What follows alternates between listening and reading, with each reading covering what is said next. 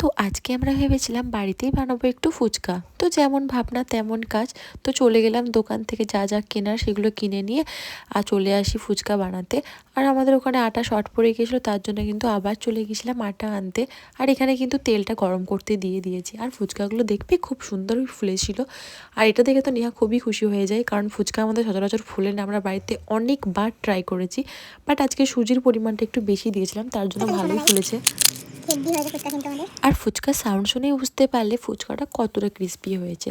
দেন নিচে এসে নেহা বানাচ্ছিল ফুচকার আলুটা, আর আমি বানাচ্ছিলাম ওই ফুচকার টক জলটা। তো আমি ফার্স্টেই লঙ্কাগুলোকে ভালো করে বেটে নিচ্ছিলাম, আর এখানে দিয়েছিলাম পুদিনা পাতা আর ধনে পাতা।